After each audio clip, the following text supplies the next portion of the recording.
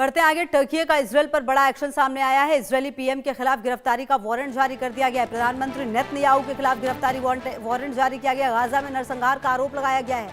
तो टर्की ने इजराइल के प्रधानमंत्री बेंजामिन नेतन्याहू और अन्य वरिष्ठ अधिकारियों के खिलाफ गिरफ्तारी वारंट जारी किया है। टर्की ने इन पर गाजा में नरसंहार और मानवता के खिलाफ अपराध का आरोप लगाया है। एएफपी की रिपोर्ट के मुताबिक इस्तांबुल के प्रोसिक्यूटर ऑफिस की ओर से जारी बयान में 37 लोगों के खिलाफ गिरफ्तारी वारंट जारी हुआ है।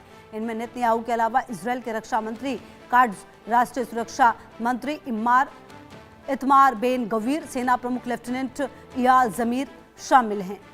तो इजरायली पीएम के खिलाफ गिरफ्तारी वारंट जारी किया गया है। टर्की का इजराइल पर बड़ा एक्शन सामने आया है। नेतन्याहू के खिलाफ टर्की ने वारंट जारी किया है।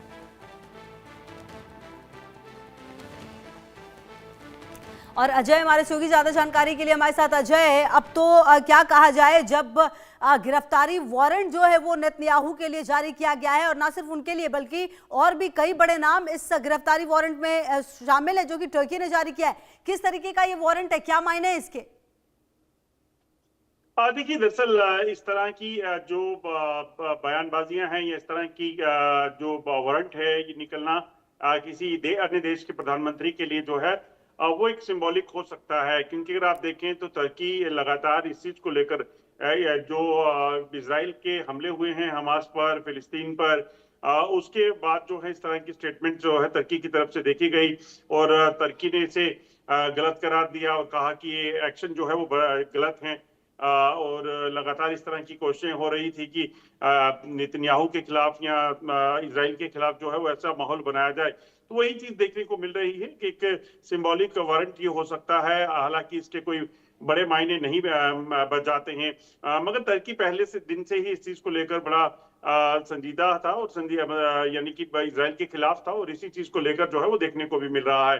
तो ऐसे में एक वारंट इशू किया गया है। नेतन्याहू और उनके कई और बड़े नाम जो है इसमें उन्होंने डाले हैं, मगर इसके कोई बहुत ज्यादा मैं कहता हूं कि असर जो है इससे नहीं पड़ेगा, क्योंकि इजराइल और नेतन्याहू की तरफ से साफ कर दिया गया है कि वो किसी भी तरीके से हमास के खिलाफ अपने एक्शन को नहीं रोकेंगे। अगर आप देखें तो सीज फायर के बावजूद जो है जिस तरीके की घटनाएं देखी गई, जिस तरीके से लगातार हिजबुल्लाह के ऊपर कार्रवाइयां हुई, जिस तरीके से हमास के कमांडर मारे जा रहे हैं, वो साफ बताता है कि इजराइल अपनी जो प्लानिंग है उससे पीछे हटने वाला नहीं है।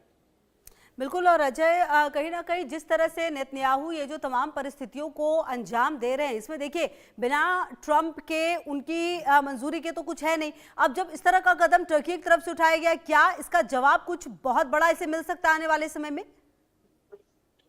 देखिए, सीधी बात है कि अगर टर्की डायरेक्ट इन्वॉल्व होता है किसी भी तरीके से हमास के और इजराइल के बीच की जो जंग थी, तो उसमें कहा जा सकता था कि उसके खिलाफ जो है अलग तरह से कार्रवाइयां करने की कोशिश जो है वो की जा सकती है। मगर मुझे लग नहीं रहा कि इसमें बहुत ज्यादा असर जो है वो देखने को मिलेगा, क्योंकि अगर टर्की डायरेक्ट इन्वॉल्व होगा तो इजराइल की तरफ से साफ किया गया कि वो किसी भी तरीके से जो एक्शन उसका है हमास के खिलाफ, उसमें अगर कोई बीच में आएगा, कोई सहयोग करेगा, तो वो उसके खिलाफ कार्रवाई करेगा। तो ऐसे टर्की इस तरह की गलती नहीं करेगा, डायरेक्ट इन्वॉल्वमेंट अपनी नहीं लाएगा। वो सिर्फ वारंट इशू करके या फिर कहीं ना कहीं अपना विरोध प्रकट करके इस चीज को करने की कोशिश कर रहा है। बिल्कुल। और अजय, कहीं ना कहीं देखना ये होगा कि नेतन्याहू जो कि लगातार बोल्ड डिसीजन लेते हैं और लगातार गाजा में जिस तरह की परिस्थितियां हुई और गाजा में जब परिस्थितियां बनी तो कहीं ना कहीं ये भी देखा गया कि कई ऐसे देश थे जो सपोर्ट में आए थे फिलीपींस के। क्या उनकी तरफ से भी कुछ इस तरह की योजना सामने आ सकती है सामूहिक रूप से नेतन्याहू के लिए? ये था कि जब हमास के खिलाफ कार्रवाइयां शुरू हुई, क्योंकि हमास ने हमले किए थे इजराइल पर, उसके बाद आप देखें तो कई ऐसे देश थे जिन्होंने जो हमास को जो है वो सपोर्ट किया, फिलिस्तीन को सपोर्ट किया, गाजा में इजराइल की जो कार्रवाई थी उसको गलत बताया। मगर जो डायरेक्ट इन्वॉल्वमेंट थी अगर आप देखें तो किसी ने नहीं की। अगर ये डायरेक्ट इन्वॉल्वमेंट होती तो यकीनन उस पर कार्रवाई होती। जब ईरान देखें, ईरान की तरफ से जब मदद करने की बात की गई तो इजराइल ने सीधे ईरान पर जो है वो कार्रवाई की, वहां पर जो है अटैक किया।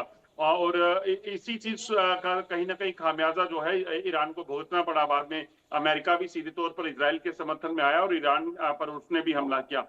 B2 बॉम्बर जब गए थे वहां पर। तो ये सारी चीजें जो है वो बताती हैं कि इजराइल को पूरी तरीके से अमेरिका का सपोर्ट है, और जो भी इस जंग में इनके बीच में कूदेगा उसमें कहीं ना कहीं उसे टारगेट किया जा सकता है।